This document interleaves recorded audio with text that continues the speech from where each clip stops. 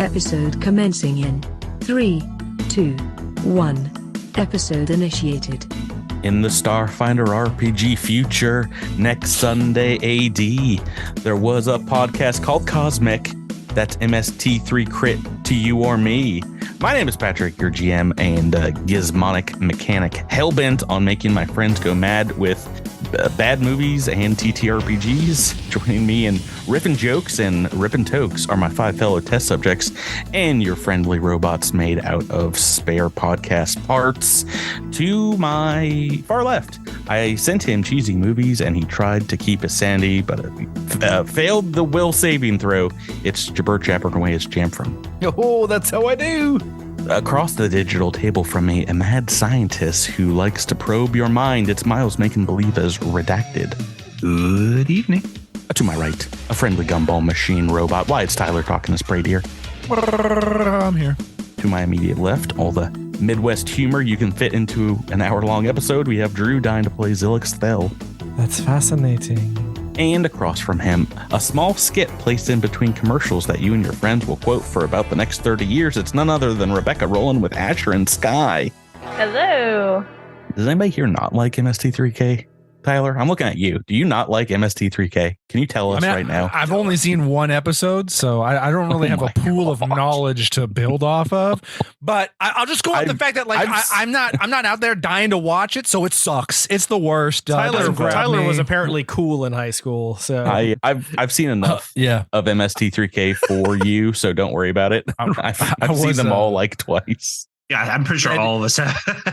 anything that happened between 2000 and like 2012. It ended in like 1998. I don't know. Yeah, jokes on you. The show wasn't even on the air then. I mean, it was in syndication on some channels, but and how are you guys doing? Hopefully, we get a new season. That last crowdfunding campaign didn't go so well, but yeah, I blame you. You donated, but you didn't donate 10 times the amount that you should have. We donated twice. I was about to say, well, you should have donated 3 times as much, apparently. I did not donate because I was like, I have to sign up for not Kickstarter. What was it, Game Found? No, it was through their own site. And some other randomness. They probably got a bigger cut. I don't know. Just a free gimme. For those of you out there wanting to crowdsource, just use Kickstarter. Don't use other things. Stop it. A little suggestion for you. Well, I mean, it depends on like your audience. I think Indiegogo works for a lot of audiences, but or whatever other ones are out there. Backer Kit, I think, kind of does its own thing. Anyway, guys, welcome. Of course, patreon.com/cosmic crit. Sorry, I had to throw that in there. Patreon? What is this that you speak of? Yeah, I'm going to be a little quieter this episode because when we're recording this, I just got back from PAX Unplugged, the first PAX Unplugged I've been to down in Philadelphia, and I volunteered for Paizo running demos for this little game that they're brewing up called Starfinder 2E, second what? E, more E, twice as much E.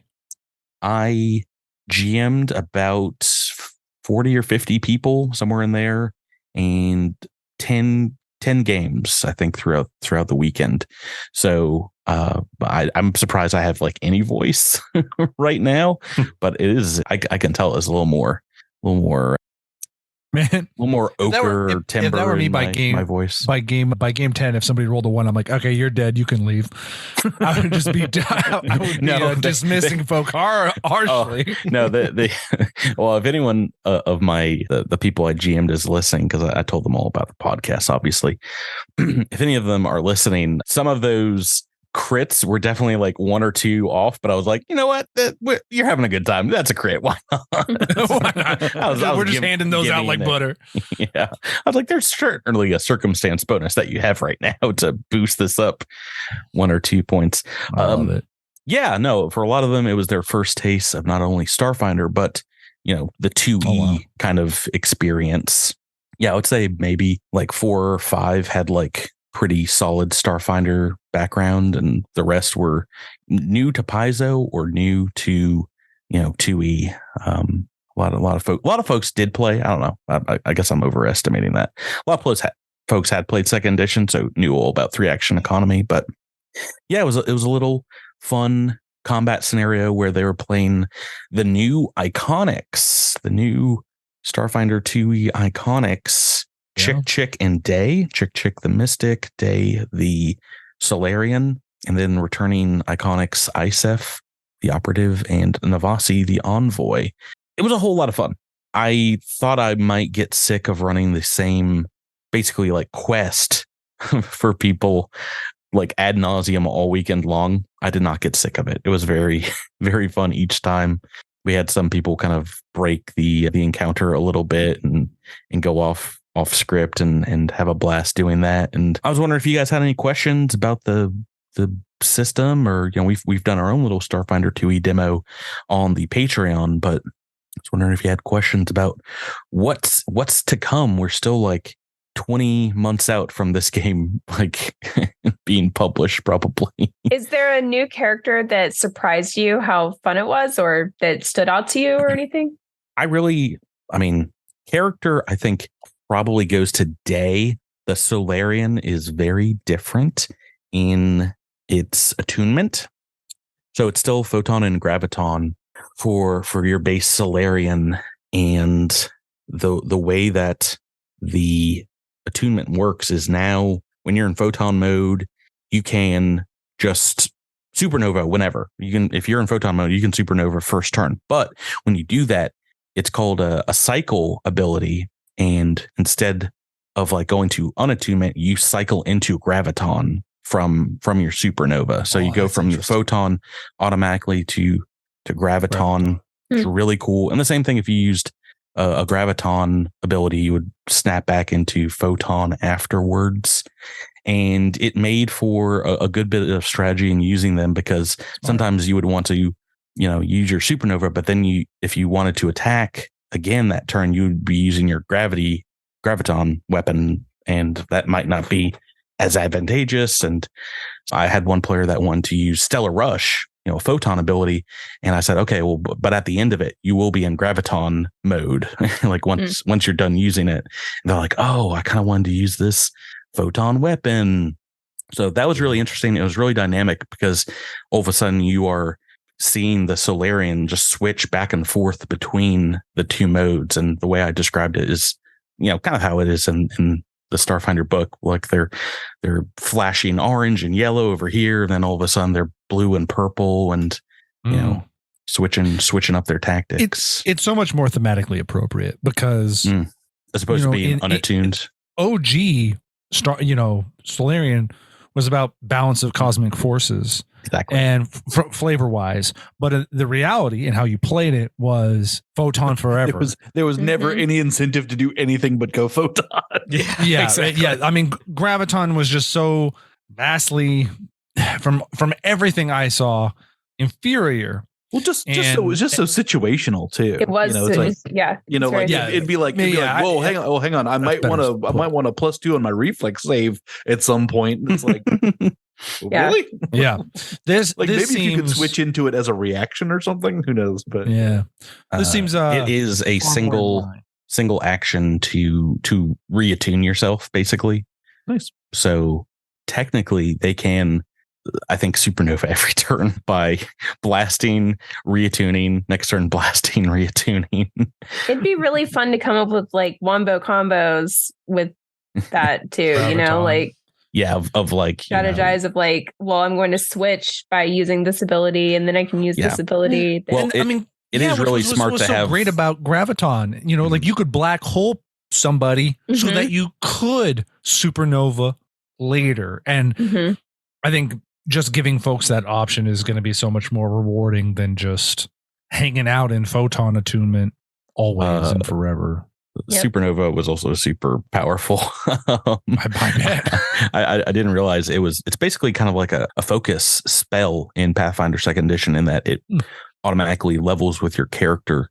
So at level 3, it was doing 2d10 on a 15-foot burst, 2d8 on a 30-foot burst. Whoa! Huge. Wow. 30-foot burst. And if they succeed everyone's dazzled that gets hit by the blast. If they a status effect, okay. If they fail or critically fail, I forget which one, they're blinded for a turn. Oh my gosh. Yeah, so brutal. Sounds so fun. Pretty brutal indeed. Yeah.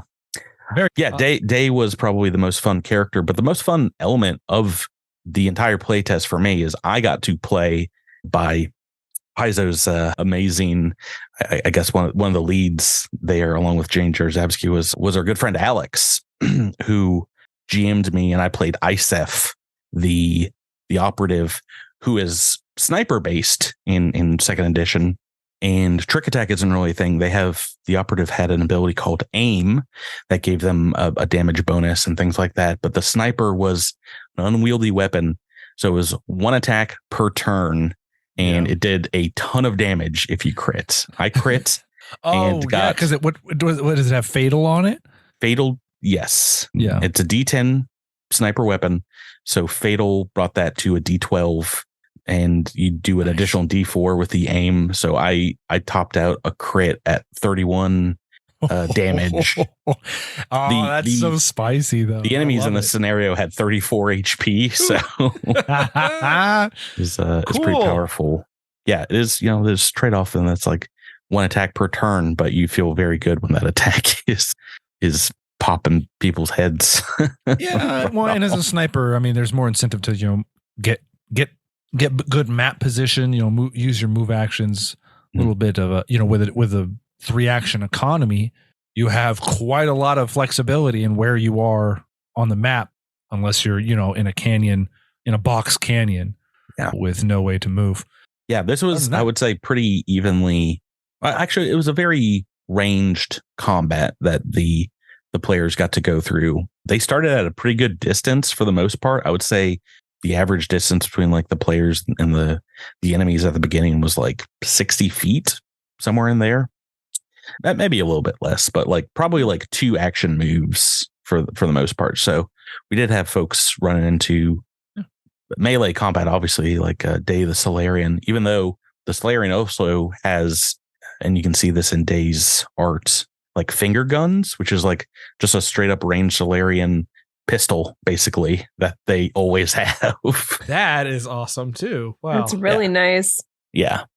So what would you say? Well, I mean, I take it maybe after the games you had time to talk with players. Some of them, yeah. Sometimes we were just like, all right, have a good rest of your packs. And then like the next people were already sitting down because it was a very popular ticket all weekend long. Oh, I forgot the best part of the folks that came out. They got a free Captain Concierge pin, the little Skittermander. Oh yeah, Drew's wearing this t-shirt right now.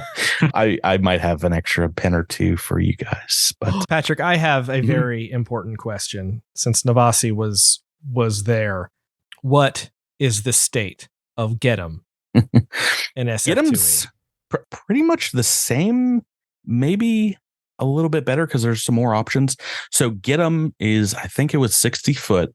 It was a single target, and all allies that it has a -1 to its AC for all allies that target it for the next turn. So it's a debuff to the single enemy's armor class. And then that has a sub ability called Lead by Example, because if you then attack the Get 'em target, you get a bonus to the damage, and everyone else gets a bonus +1 to damage as well. And I'm sure that probably scales in some way as they go on. But so that's like kind of normal Get 'em. -1 to their AC, +1 to attack.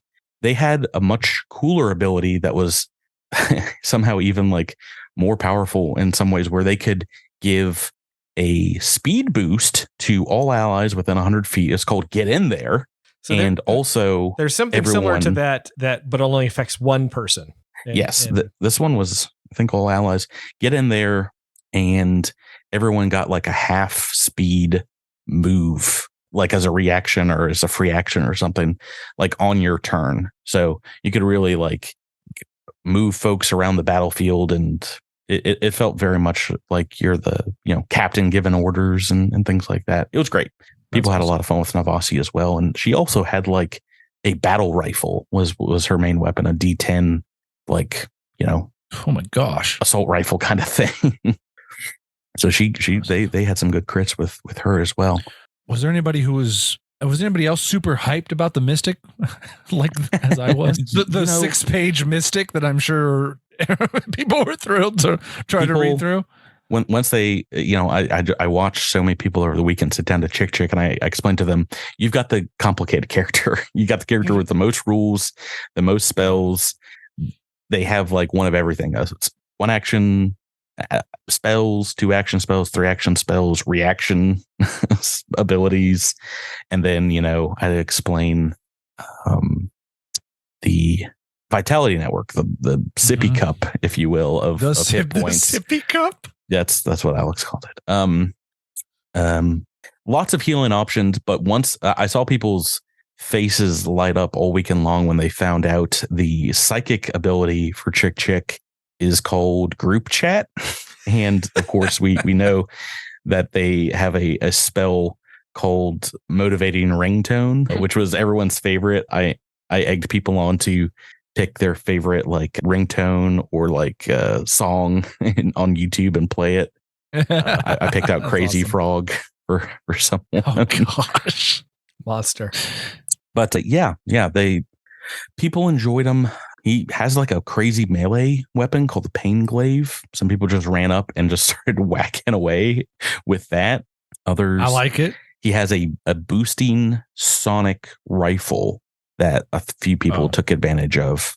And just a ton of damaging spells as well. I would say people probably went more kind of melee than healer with really? Him. Yeah.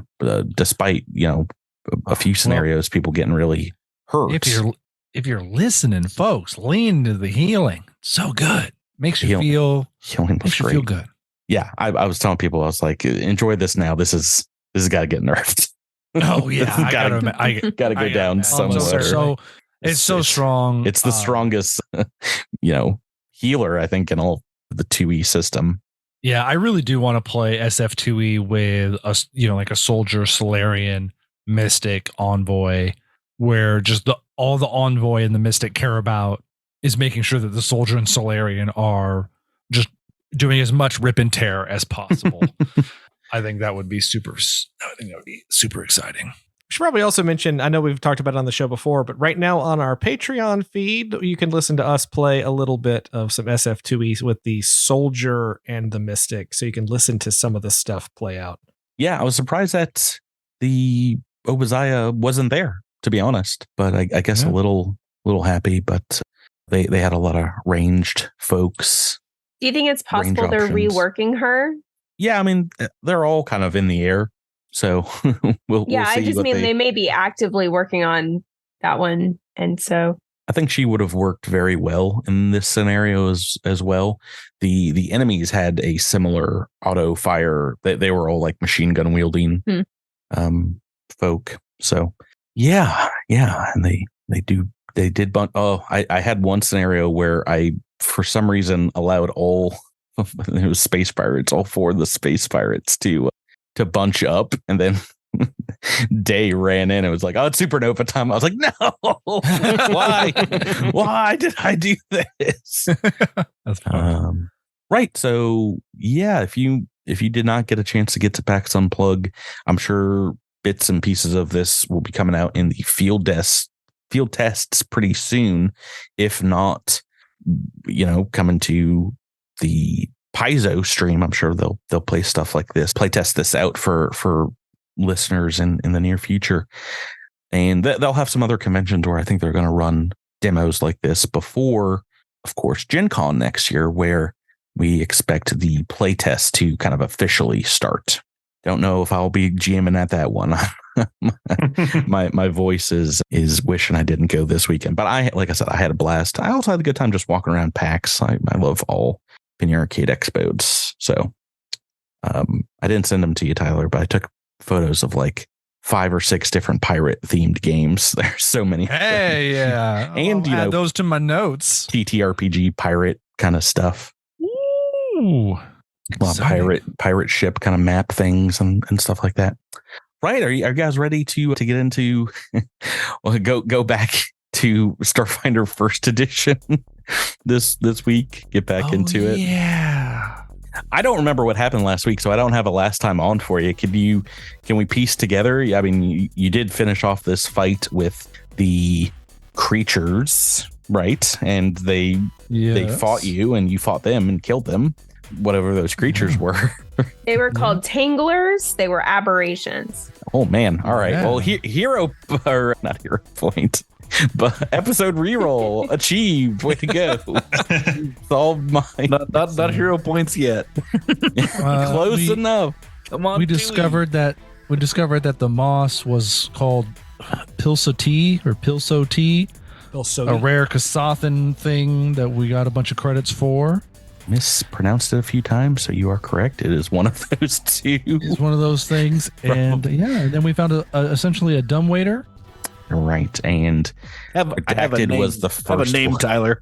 Redacted was the first one down. I have a name. So my question before we start this, because indeed Redacted went down a level in this buried mission here to what looks like some kind of control room. There's like computers set up, but also for security bots. Who is going to be well, I guess I should ask. Does someone want to go down there with him? Like as soon as he leaves, the elevator kind of goes back up, so you have the option to follow. This is the hardest I've ever heard Patrick GM try to lovingly GM us into where Redacted doesn't die immediately to robots. Yeah, I guess Zilix will go down there. Well, second. Yeah, I don't think I can help him with what he's doing, though. So, does anybody else have... Redacted is not a he. Or them, sorry. I was thinking about Miles. Apologies. Now Miles is not getting helped at all. Wait, what is Redacted doing down there? Well, the last thing... Whatever Redacted wants. The last thing we saw Redacted doing working on a computer station that seemed to be part of the controls here. Yeah. To be fair, we up here have no idea what unless he's communicating with the comms and that they work. We don't really know what's going on down there. I guess I was just assuming that, like, even if you're, I mean, would there be a reason why you would wait up top as opposed to going down as soon as the elevator allowed you to? I mean, not Redacted. Praetor would just go last. No matter what. No matter what. Other than that, he has no reason to wait except for the fact that he's not volunteering to go any sooner than he has to. I mean, like Drew, I can't help at all with any kind of skills or anything, but sure, I'll go down there. Is the elevator one person at a time? Correct. That's what I'm asking here is who do you think would want to follow Redacted next? I guess this is kind of before you even would know that they might be Redacted might be in trouble. So Zilix is probably the healthiest of the crew so far right now. I think he would go next just because he's looking at the folks patching their wounds and thinking, okay, all right, let's shuffle up and deal here. Alrighty. Let's indeed roll into the initiative turn order, because as soon as you get down there, these robots are kind of like coming to life. They are showing up. They showing up. For whatever reason, I was kind of imagining when they're booting up, kind of the old school internet dial tone. Yeah, they seem fairly. They're shaking off some dust for sure. Oh, look at that. All right, let's close it down. Thank you all for listening. Natural 20 on initiative. I'm telling you, I got all this good karma for volunteering for Paizo all weekend. So, well, I hope you remember some of the names of the people you played with, because we can shout them out for each person you kill tonight with that karma. I don't, because I did so many. I did meet a lot of very fun people and folks that seemed interested in Cosmic Crit, but for the most part, I was calling everyone by the character they're playing's name. So I remember like what the characters they were playing were, but okay. Hilariously, it looks like Redacted is going first amongst you guys, but I'm going first in the initiative turn order because for the natural 20. Right, the door does open up, Zilix, and I think a couple of these security bots kind of look in your direction, and a few more look over towards Redacted and speak. Well, let me first describe this room because Zilix has seen it for the first time. It is a sun-shaped pattern of tiles forming a mosaic on the floor of this dusty circular chamber. In the middle here, Zilix sees Redacted typing away furiously at a single computer console, and there's a couple of small like alcoves where these robots are shaking off dust, and kind of like, you know, the Matrix script is running on their front monitors. And there's a very large star map that occupies kind of one of the bare sections of walls on the opposite side of the chamber. Besides that, it's mostly what you see here. Let's see. So, do we have a map that you're moving us to? We're on the right side of this map. Oh, then we're here. Sumo. We are here. Right, these things kind of come over to you, Zilix, and in a language I don't think you understand. They're talking like same thing to Redacted. They're gonna move over. They seem to say something to you. Redacted, what would you like to do? Can I roll culture to see if I can parse out what they're saying? Yes. Okay. Never mind. Not nearly enough to figure it out. I think you do recognize this as kind of like a far space language, perhaps Kasathan or Sarunian, but in like kind of their robot language. Remind me, because it's been a week. I'm still not in the computer, correct? Great question. Yeah, I don't think.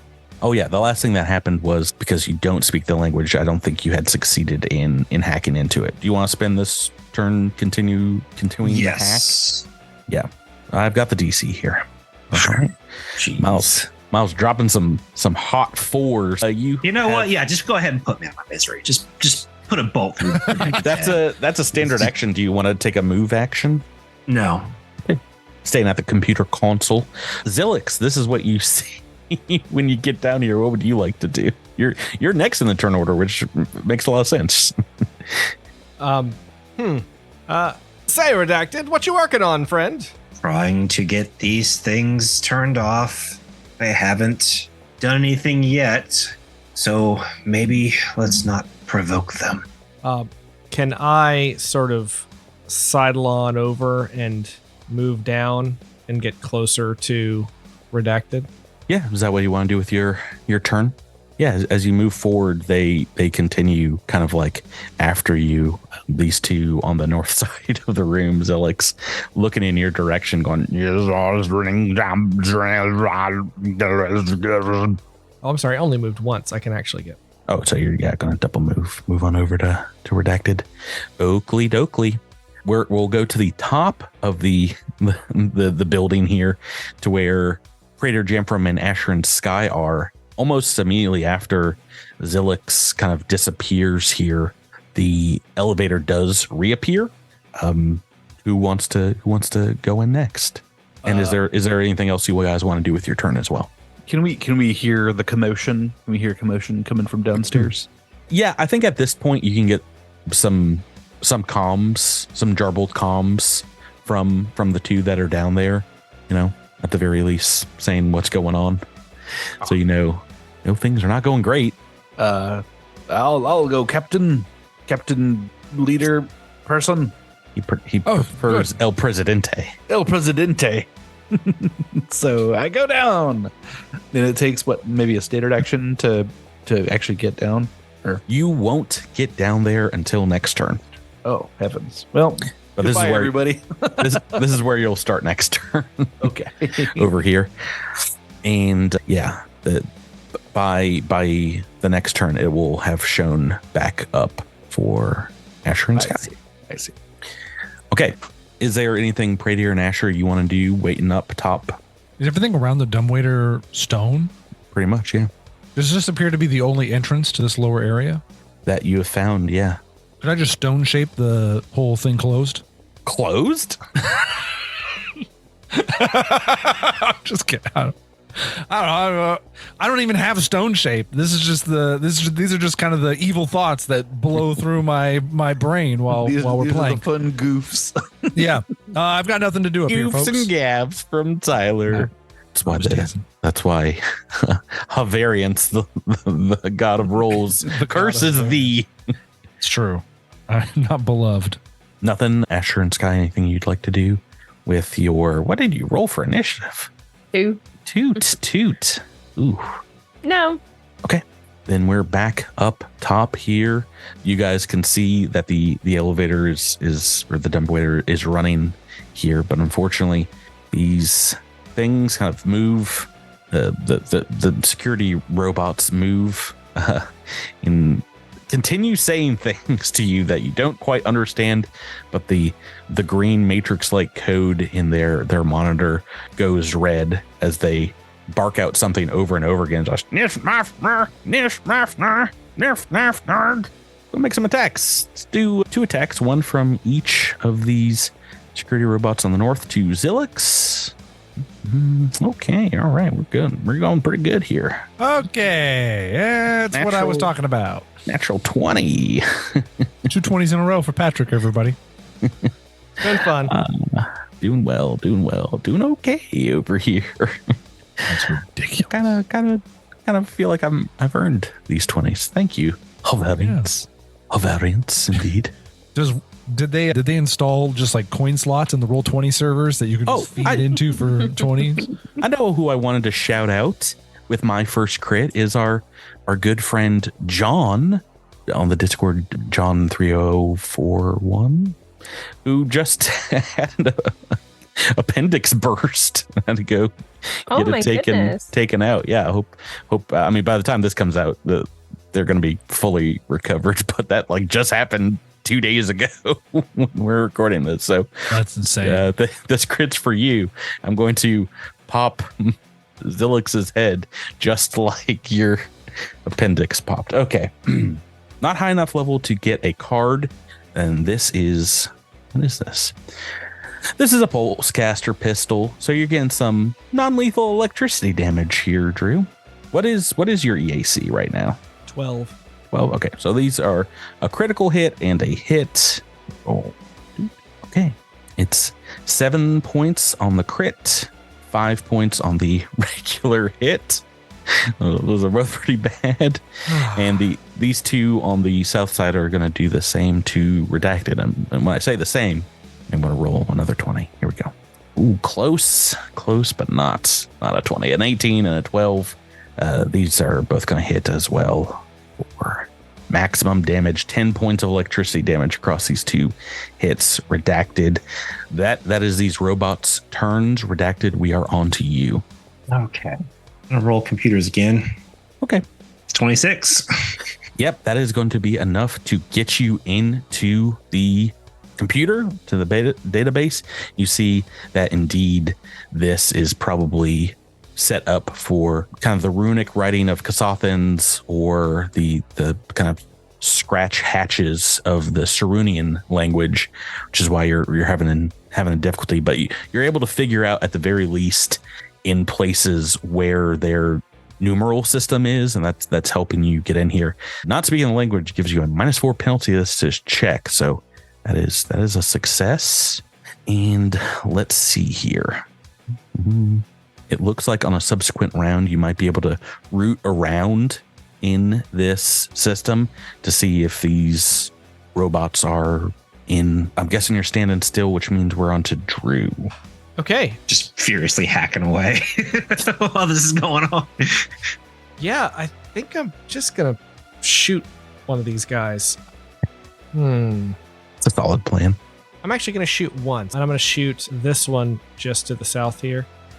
It's a 12. That is a miss. Oh boy, they're right. too fleet.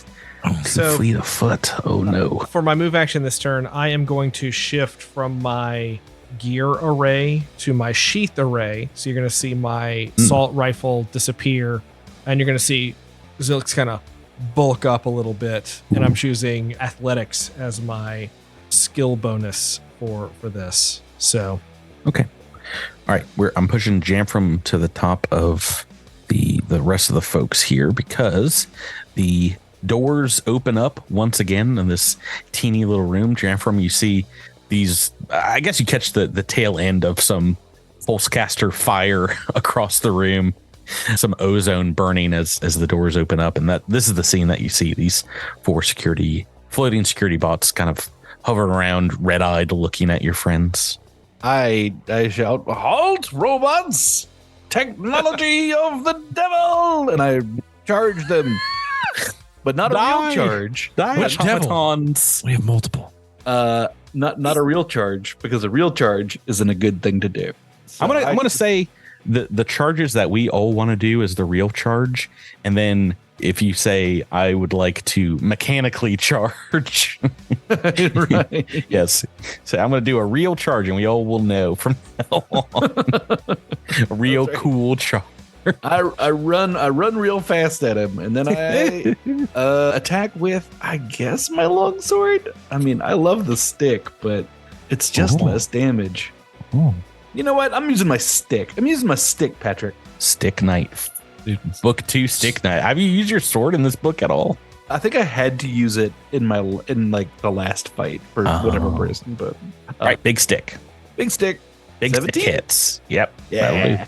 10 stick damage. Ooh, this thing. That is the best stick I think this thing got beat up. Does it have any weaknesses or nope? No, that is a hit. That is enough to glitch out this thing. It's shooting electricity and sparks as there's a massive stick-sized dent in the side of its chassis.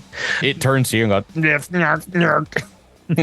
Now its attention is very much focused on you. Narf yourself. Jerk.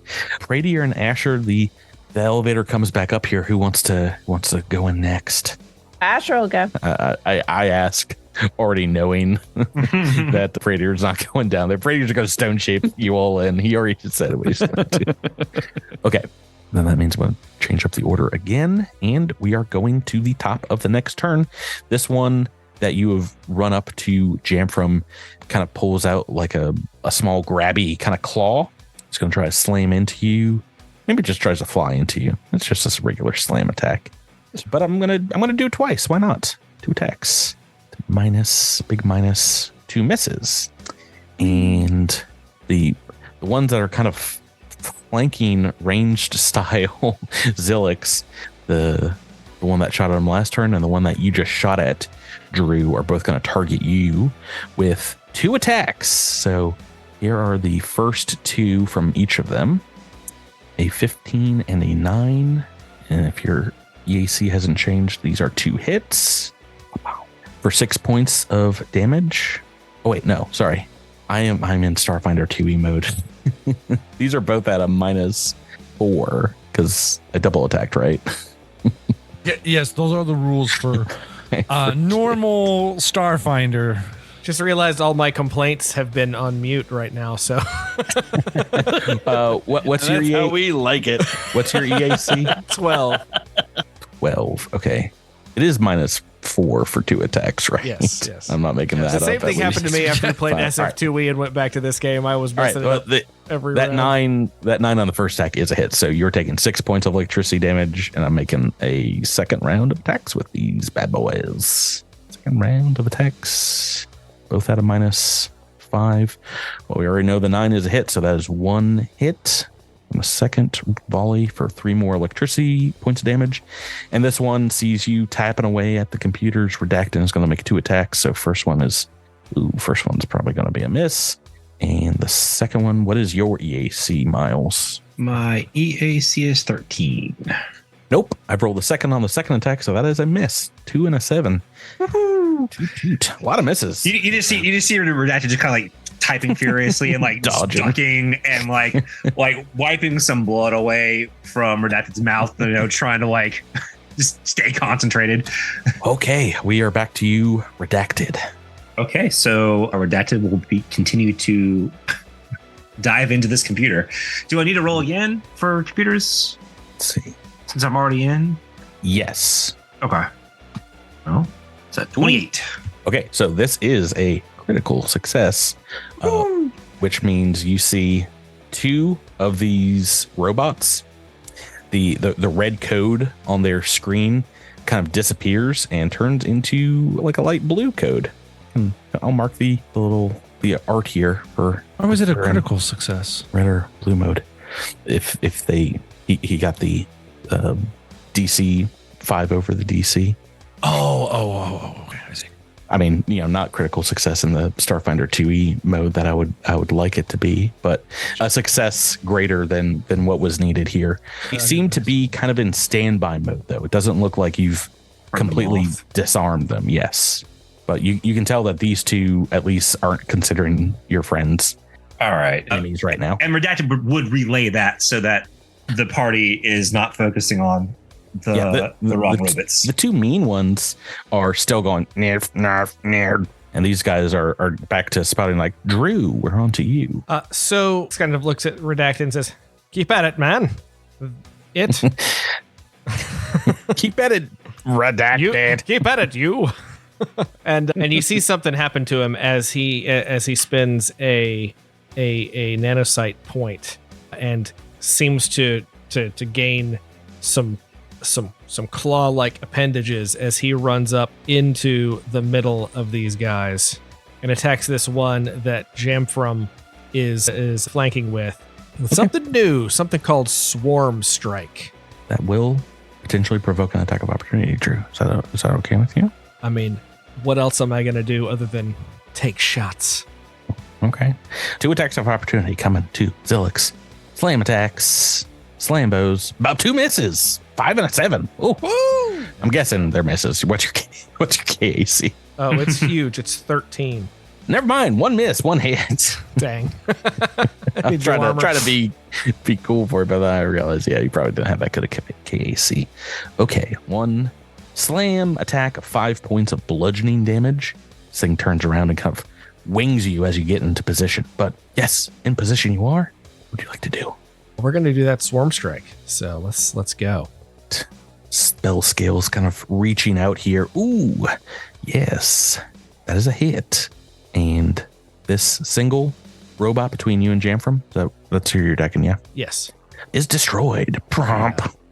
Kind of fizzes out, hits the ground hard, and kind of rolls away like a bowling ball. Jamfram, you got a flanking buddy with Zilix now. How about that? Yay! Well, I guess you don't anymore because that robot's destroyed. But what would you like to do? I did, but that was pretty cool. Is this up against a wall or is that that's part of the dais? Yeah, is it 1? I guess part of the tiles. It's a dais. It's a dais. Oh my days. Zilix has already provoked the attack of opportunity, so you're sliding in behind. Now you got a flanking buddy right back. With the Zilix, we're doing it. We're flanking. Let's go. The old tank and flank. That's what they call it. Oh, that was so close. Oh, it wanted to be a natural 20. Hey, you got an episode reroll just for all the cool people that came out to play Starfinder 2E this weekend. You guys, can I take it? Go for it. Yeah. Oh, good, because I get to reroll the damage. Yes, we're no longer looking at the damage and being like, it's not worth it to reroll. That was fun. It's better. It's better. It is an 11. It is a miss, though. Yeah. Five, we went from a 2 on the dice to a 5 on the dice. Book half reroll? No, normal episode. Well, you guys have level rerolls as well, but you can't use it on this one. Okay, Asher and Sky, this is the scene that you start your turn on. The doors open here. You see Zilix and Jamfram fighting over here in the northwest corner. You see a couple of robots to the south, Redacted typing into this console. It looks like they've taken some shots. What would you like to do? Asher is going to go down sort of next to Redacted. Mm-hmm. How far can I go? No one knows. I'm probably only go 30 feet. On Trummelapsy. Oh no, I was doing Moana. God dang it. Never mind. I had 2 options. I'm going to go and stand next to Zilix and attack the... That's not necessary. I'm going to stand over here and attack the security bot. Okay, 3 on 1. I don't like the odds for this robot. Yeah. 20 to hit? Dirty 20. That is a hit. Is that 9? Does 9 damage. I'm going to do bludgeoning. Bludgeoning. All right. Okay, that is enough to beat up this robot. Sparks shooting out, cracks its kind of like iPad-like screen. I think I showed you the art last week, but it's fun little. So he's a little, kind of looks like a medicine ball. Eyes up, Guardian. Yeah, that's what I was going for. It looks like a little ghost. It definitely looks like a ghost skin at the very least. Yeah, it definitely looks like a shell that you would have gotten. Looks like a ghost or a shank. Pradier, are you interested in going downstairs? We're gonna delay one turn. Are you sure? Yeah. I mean, I'm not just being smart. There's nothing I can do to these things, so I'm just kind of making my own fun up here. Is there something else? Is there something I can read? Is comprehend languages still up here? Or there's not much written here. There's stuff written downstairs. Then I'm going to try to manually carbon date the stone for this turn. Okay. I'm gonna send the robots up to Tyler to put him out of his misery. Make a shove attack. Yeah, against them. Yeah. I see that about 30 feet away from me is Redacted's vehicle, so I could hide underneath it if such a thing were to occur. But that's about as good as I can get in right that now. scenario. Redacted. This one is going to come up to you. The blue screen goes away on these two robots that you seem to hack. And the red screen comes right back up. It's going to make a slam attack against you. Just a melee attack. With a hit on a 17. Ew. For minimum damage, 4 points of bludgeoning damage. This other one that was to the south is going to flank with his friend on Zilix for a single bludgeoning attack. 18 on the dice. I'm creeping closer to it. 19 and a 20. Maximum damage. 9 points of bludgeoning damage on Zilix. And the other one's going to turn around to Jamfram. And yeah, we'll roll 2 attacks. Got 19 and 20 coming, right? Oh, no. Toot, toot, kaboom. A toot and a 16. What is your KAC? That 16 probably is not going to hit. Jamfram? Yeah. It will, since I just attacked him with my stick, it's a 20. That is a miss. 16. I don't know. Second attack is a miss. But if I had only attacked once, the 2 came up first. So I would have missed anyway. Redacted, we are back to you. All right. I'm going to take another shot at these computers. Okay. It's a 15. That is not a success. Okay. It's fine. Anything else you want to do? Move action. Not a whole lot I can do. Okay. Zilix, we're back to you then. All right, we're feeling strikey, so we're gonna swarm strike and then swarm strike. Okay. Let's Attack start. this flanked one first. Yeah, let's start with the flanked one. Ooh, 8 on the dice. Yeah. That's going to be a miss. Let's go after it again. Ooh. 4 on the dice. It's getting worse. Oh no. So sorry, Drew. So sorry. Yeah. Your scales are just swarming all over these things, but they seem to not be noticing. Jamfram, you got your Bert. Oh my goodness, it's my turn already. I'm going to hit it twice. I'm going to attack twice with my stick. Okay. Didn't work for Zilix, but I believe in Jamfram. It's -4. Oh no! It said it wanted to be a 19, but it rolled 1 over to that natural 1. Official critical fumble card, or do you want the Cosmic Curtain crit fail? Gotta go for my fans. Yeah. Let's see here. Yeah, let's go on over to CosmicCrit.com if you want to take a look at our now 5-year-old critical fail generator.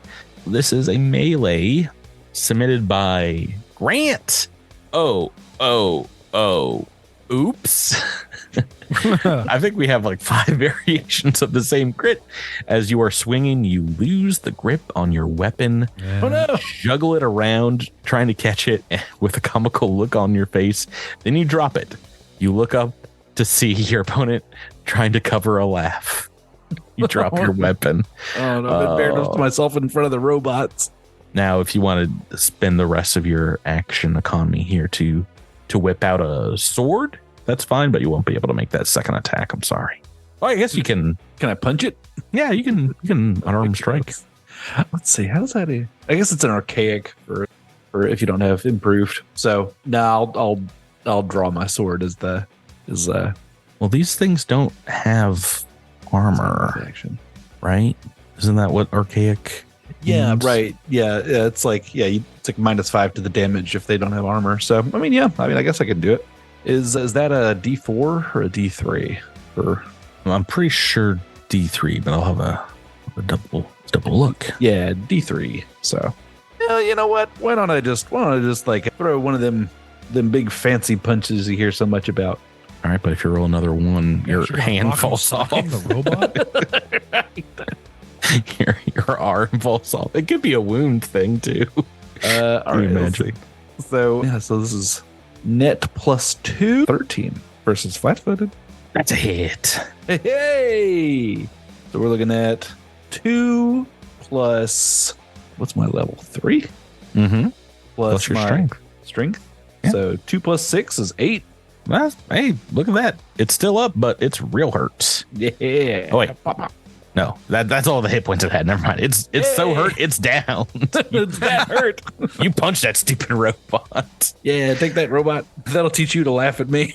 Sure, in Sky, there's 2 of these security bots left. All right, Asher and Sky are going to boost their attack with an EP and attack the one that they can reach. Nope, that's a 9. Okay. Do you have a level reroll? No. I might, but I'm not going to use it. Okay. You do. I've double checked. Even though you get to re-roll that max damage, aren't you excited about the new rules? You know, we just been playing 6 years together. I just change rules on a drop of a hat. Literally in the middle of an episode was like the wildest turn of events we've ever had. I'm just so drunk with power at all times. The Praetor, you can pop in this round if you'd like, and you'll be popping out next turn. Oh, yeah, that's fine. Yeah. Hey, Go- Praetor, don't you have an ability when somebody goes into HP damage? If I had any level 1 spell slots left, yeah. Oh, well, never mind. Double attacking Redacted on the computer here. 2 slams. Doing pretty good. What's your KAC, Miles? I think I just asked this, but I'm going to ask 14. again. Is it 14? Okay, good. Okay, that is a miss and a hit.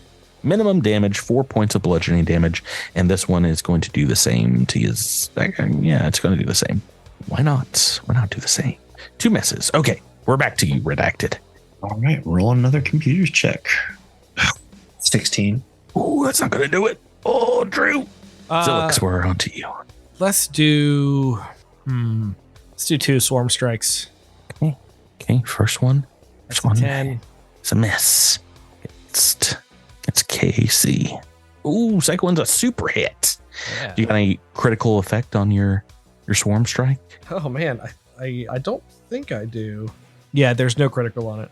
Well, our good friend John suggested in the Discord that I give out critical hit cards when you guys roll a 19 if you don't have one of those. I think that's a bit too powerful, but I still appreciate the idea.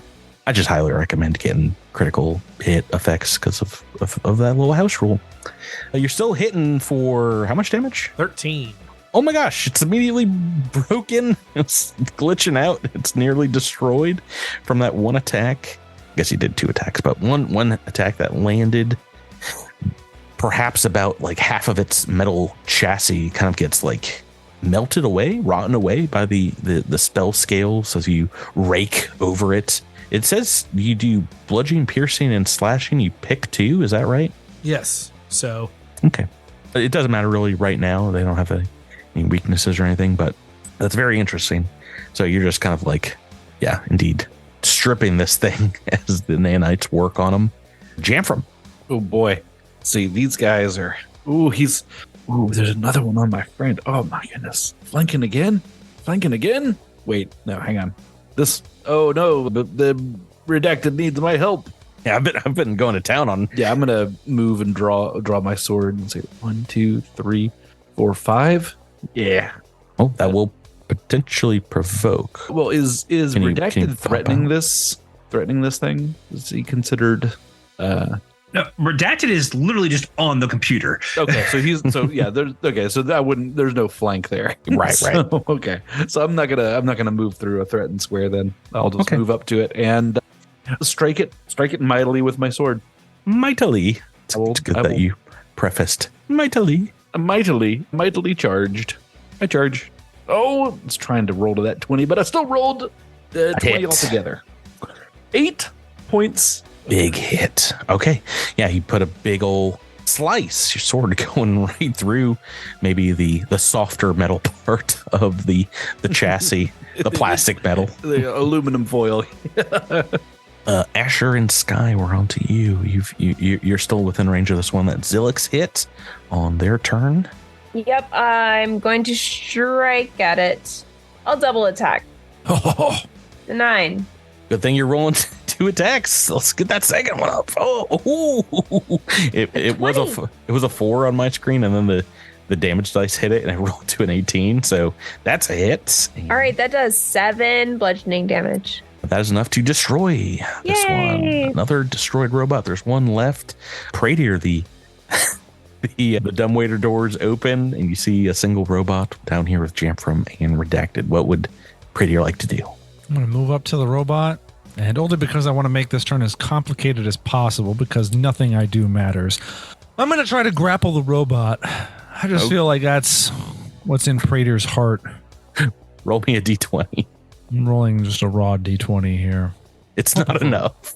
It's not enough. All right. I didn't beat their KC plus 8. What? No. All right. Well, that's rough. I was about to say, if you roll pretty high, it's possible you jump on this robot. That's what I'm trying to do. I'm trying to just sit on the robot and. It's not making it complicated. That was very easy. When you looked at you roll a d20, it was not. Well, if it was successful, then it would all of a sudden get very complicated for no reason. But I don't think so.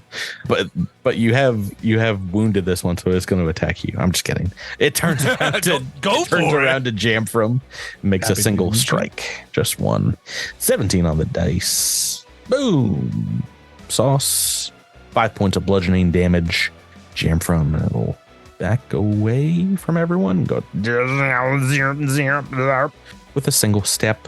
Redacted. We're back to you. Okay. Here we go.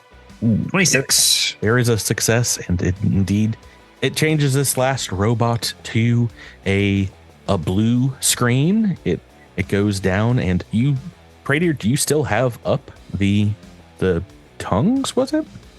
We keep going back and forth on this. It's comprehend languages. So is it just reading, or can you understand? I can understand. Let me pull it up. I don't want to say something. Yeah, I always forget the difference between these two. Tongues is I can speak it. Comprehend is I can just understand it. But I don't know what. Of course, it's not even. What? It's not a mystic spell. What? Why do I get comprehend customs but not comprehend language? That's just. This was a part of your. You had a crystal for this, right? For the spell? Yes. So you can understand the spoken or signed words. Okay. You understand what the robot is saying here. It seems to be glitching out and just kind of repeating similar phrases. In Sarunian, it says, "The memories must be kept safe. The map honors our journey." The map. I tell everybody that it's trying to kill us. We are actually out of combat because Redacted, you've got another chance now that you this one seems to be decommissioned a little bit longer to go in and kind of shut down this part of their programming. You've had enough chances to take a look at it. So while this one is glitching and damaged a little bit, it seems to now recognize you. I think you've maybe programmed it to look at you all as users of the computer system. Can Redacted also program it to speak common? I think if you have, you have your like engineering kit with you. You can probably upload some common here. Maybe make a speak American. You know, I don't actually think of.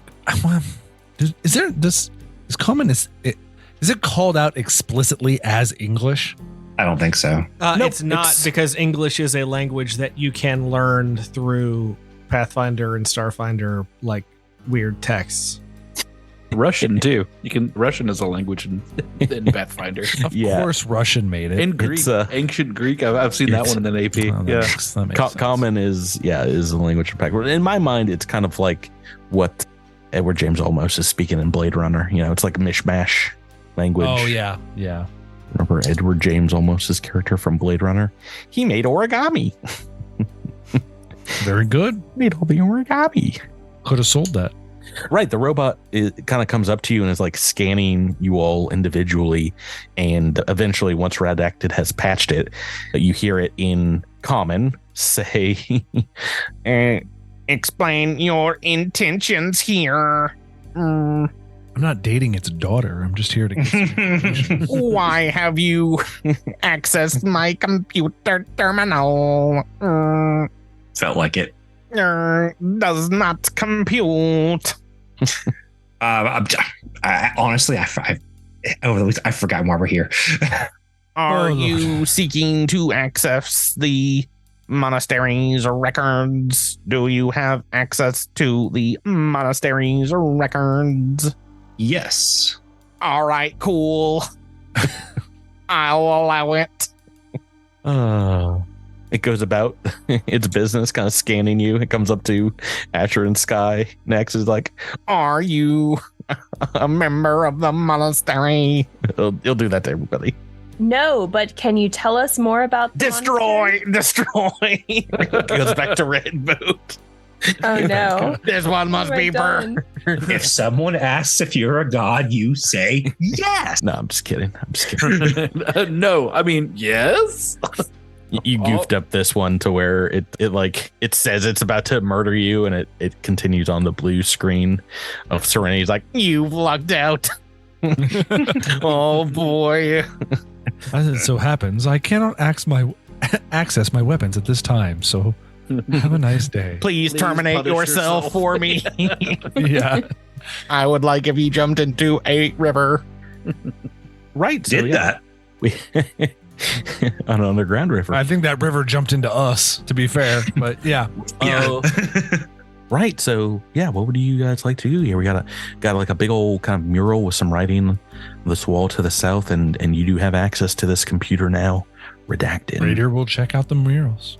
I guess Redacted would look for any pertinent information to the mission that might be of interest, or anything that could be given to the colony that could help other areas. Is this just a history of the monastery, or is there other information in this computer? Yeah, looking through it, it looks like most of these records have a tag of a monk's name, Balfosi Jom, and they're like years and years worth of study, prayer records, people coming to and from this monastery. But yeah, you maybe going in reverse order, you find the final few entries are all about the transmission and the healing of some kind of sickness that seems to have fallen over a bunch of the monks that were here, and how most of them were not able to continue with their studies and were bedridden for weeks, and eventually started dying. And he admits in like a personal log with what seems like a small video attached. You see him kind of like I guess he's a Kasathan, crying out and admitting in shame he couldn't autopsy the bodies, cut their brains open to save what wisdom was in there. Make me a culture check.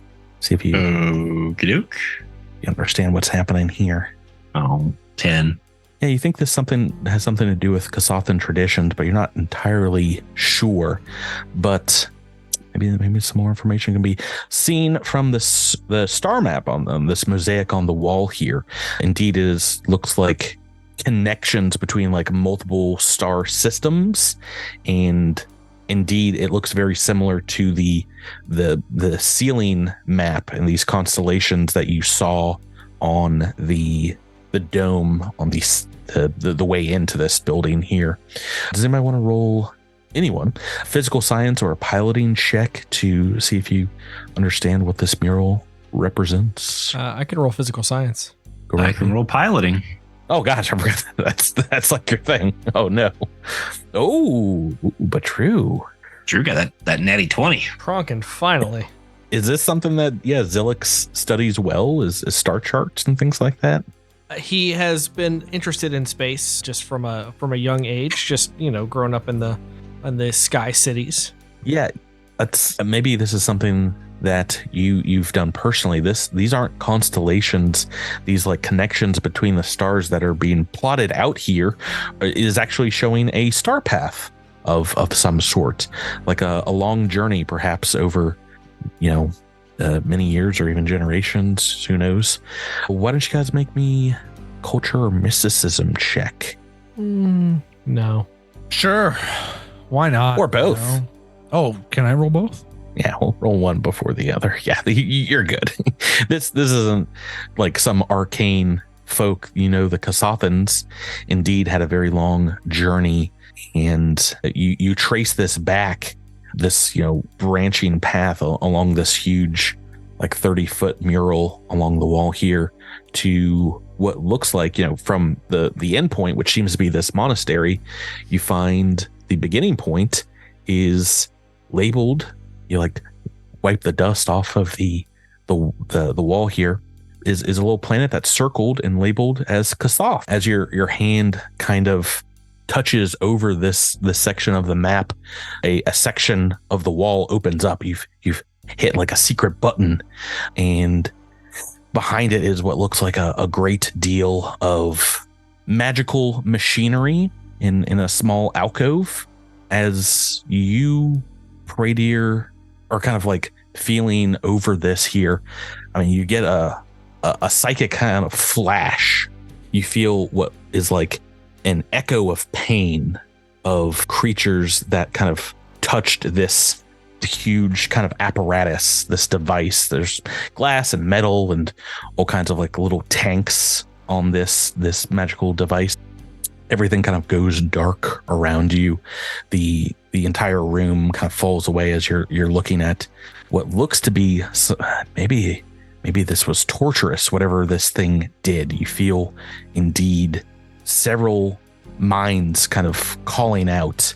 They're all of a sudden like in this darkness with you here, and you get a sense of the dread pervading this room as their vision and their existence kind of fades away. You feel life force draining from their body, a very similar kind of feeling that you had when you were struck by the radiation in the bottom of the Marazov facility. Yeah, your legs grow weak for a moment here, and you maybe you drop down prone, exhausted for a moment. But the other four of you see Pradier kind of stop and fall to the ground. What would you guys like to do? I go to his side and I let Pradier lean on my shoulder, and I ask him if he is all right. Jeffrey, I need that emergency snack of Snickers. Oh, I just cut myself when I'm hungry. You're not yourself braid here. What's wrong? I give him my emergency snacker bar. That's better. Spacker, space snacker. It's a space snacker. I felt a psychic connection with many previous souls that used to reside here. I feel like something terrible happened here. Something regarding the radiation. Something similar to what we experienced down in that accursed facility. Well, that was a terrible thing to go through. I'm sorry that the same fate befell others. Tell me, do you think that's what happened to these people?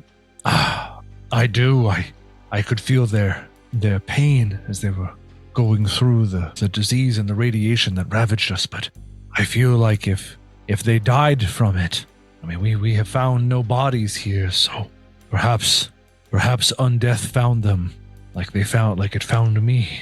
Oh, so looking over this large techno magic hybrid device here, it kind of looks like a medical device, and cracking it open or taking a look through it, you see inside are several blackened slices of brain, like samples pressed between glass, perhaps preserved.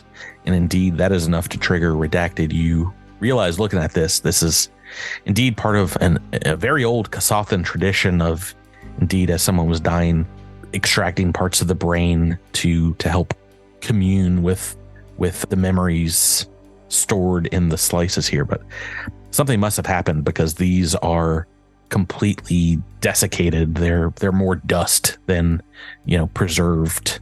They seem to be completely destroyed. As you look, this little alcove that opened up here, right next to it, you see something kind of scrawled in Kasathan along the side here. It is a very elegantly written series of obanais. These are obituary poems of the Kasathans. One of them seems to be kind of scrawled by hand as opposed to chiseled in. It says in Kasathan, "I write this for myself, who will sing my songs now. Notes fade, but memory endures." Indeed, I think that's about all we find here, right? Yeah. Indeed, this seemed to be some kind of chamber that would hold these monks' memories, perhaps, and the computer, their logs of what they did here. It does seem like a very different space from the rest of the monastery that you've explored thus far. They didn't have a lot of technology in other parts of the monastery. Are there? But one of the final entries said that individuals stated that they weren't going to be able to harvest their minds, right? The individuals that were dying from some sickness, they weren't going to be able to perform this ritual. So I assume what we're looking at are Balfossi John are some brains that were when they were able to ritualize, but we do also know of a bunch of individuals who weren't able to be, who they were not able to perform this ritual on, yet they were bedridden, but we found no bodies in beds, correct? Yeah, I don't think it. I hope I didn't miss a whole bunch of dead bodies, but yeah, you did find some creepy creatures that were kind of stalking this area here. So, but I don't know if they took all the all the monks in the intervening years. This might have been another similar thing. This could have been hundreds of years old, perhaps. This buried mission, and the Kasathan home planet end location. That's the only star path. There's just a singular star path in this. It does show a couple systems, so perhaps this, monastery that traveled here stopped off at a few other places. So you might be able to reach out and find some tradition for these folks, but it's very possible that same thing. Time makes fools of us all. Those maybe they found similar fates or faded away or ended. But yeah, that's about all you find here of the buried mission. Indeed, this does seem like exactly what it looks like, an ancient looking Kasathan and in which weirdian frontistery, a monastery here for kind of contemplation and dedicated to the stars as well. All right. Well, that was time well spent. I mean, there's no answers to what happened here to the Marizal facility or what happened. There was no description of the sickness. I mean, they didn't keep a little like, oh, these are the symptoms we're seeing.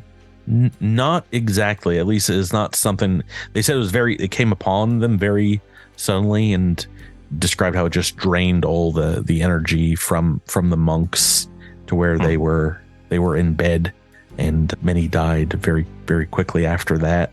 So they got down with the sickness. Do you want to take this device with you? Do you want to take these samples? You can easily copy, the computer files if you'd like. Yeah, we'll copy the computer files and take everything that's not bolted down. You've taken pictures, I'm sure, rubbings of some of the various forms of writing and poetry that these monks had along the walls. I'm sure that would be of interest to, scholars and things. So, a lot of research, a lot of information. As you leave the mission here, perhaps you can do some studying of the surrounding rock and things and figure out that this probably was on the surface at one point in this planet's past, but for whatever reason, maybe geological activity or something, this has been buried for some time. And, perhaps that's where these creatures came from that kind of seem to take over the top level of this place. But yeah, besides that, this is definitely the oldest structure I think that you guys have found on the planet's surface or close to the surface. So I can't remember if we were able to get any kind of date as to how old the building is. But you didn't actually roll to carbon date the stone. So can we roll to carbon date, please? I think if you bring some samples home, that's something you can figure out in the future. Okay. Bring it to a geologist friend and figure that out. But again, the structure shouldn't be here, so it's interesting to put the pieces together. Yeah, so it's about a 3-day journey, or I think probably 2.5, because you guys got out here pretty quickly back through the way that you came. I'm guessing you just want to stop off as well at the large collection of crystals that you owned. Oh yeah, start harvesting those. Yeah, let's crystal up. Right, yeah. We watch as your characters kind of crack into them and spend some time loading up Redacted's flying, hovering vehicle, perhaps to drag these things out behind you. You carve into the side of these ancient caverns here. 3 word to be continued. Oh, I'm just kidding. That's not the end of the episode. Oh, yay. It's a fake out. Yeah, fake out. Yeah, it's the 3 words are welcome level 4. Whee! I was wondering. You're level 4. I should have used my reroll. I'm telling you guys all episode, every episode for the last 3 episodes, like, you want to use your level reroll? That being said, I probably didn't use mine. So, right. Steven. Indeed. Yeah. It seems like we just started book 2, but you guys beelined it for the buried mission. So yeah, why not? Who cares? I make the rules here. I changed the rules. You guys are level 4 now. Is there? Have you guys already looked ahead? Are there things that you're excited about for these characters in level 4? Second level spells for praise. Second level spells, please. Yeah, please, dear, whatever my powers come from, thank you. Grant me the second level spells that I so deserve and desperately need. Granted. Thank you. Yeah. I get a combat feat, so we'll see what that ends up being. But stick fighting. Yeah, I was about to say, stick mastery. What vanguards, Rebecca? I have no idea. we'll find out this week when I look. Oh, I'm on the edge of my seat. Rebecca has to Google Vanguard choices at level 4 that don't suck and see what comes up. Just type that right into Google. I need to Google level 2 spells that don't suck, so I'll be right there with her. Yeah, so I think, well, depending on the timing of this is either going to be a small break and we'll do kind of a holiday episode next week. We'll see. Or we've already done it. And either way, happy. This is the end of the year.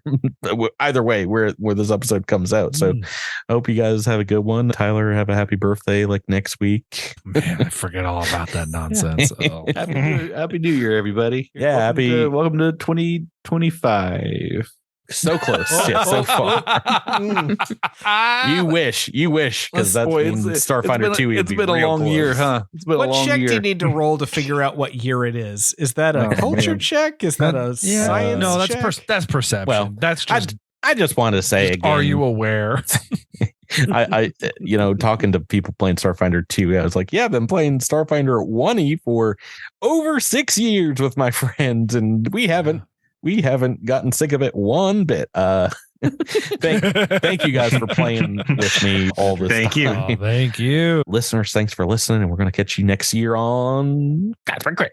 Good night. Have a happy 2024. Yeah. And 2025. I mean, also more 2025. 100 years of Cosmic Crit. 100 years.